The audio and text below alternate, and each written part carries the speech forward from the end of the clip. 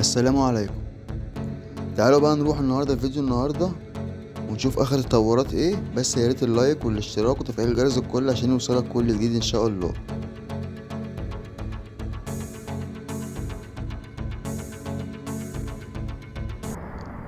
وعلى فكرة يا جماعة، احنا القناة الوحيدة اللي بنصور المشروع ده من يوم ما تم التنفيذ فيه لحد وقتنا هذا، فانا مصور فيديوهات كتير عن المشروع.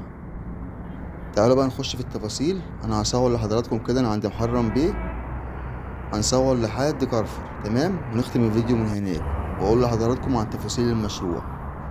وان شاء الله الفيديو يعجب حضراتكم ويا رب اكون عند حسن ظنكم.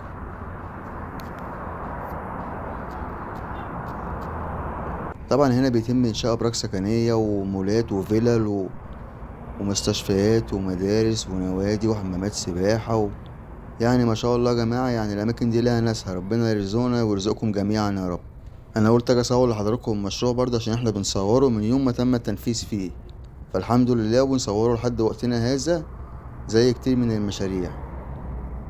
زي ما صورنا محور المحمودية بالاسكندرية لحضراتكم من يوم التنفيذ لحد قبل الافتتاح بيوم صورته لحضراتكم. ده كان اول مشروع اصوره على القناة والحمد لله.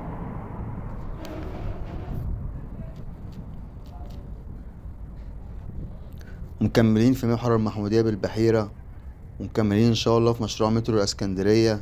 يعني هنشوف شهر 10 برضك ايه اللي هيتم. لو القطر واقف هنتابع لحضراتكم كل جديد عن المشروع بإذن الله.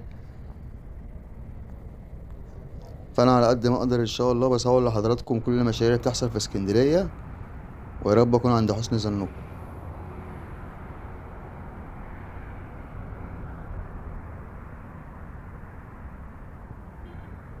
تعالوا بقى نتجه كده على طول ونعدي على الحديقة الدولية ونروح عند كارفور واصور لحضراتكم كام لقطة للمشروع مع المناظر الجميلة اللي هنا، وان شاء الله الفيديو يعجب حضراتكم. ونختم الفيديو عند كارفور بإذن الله.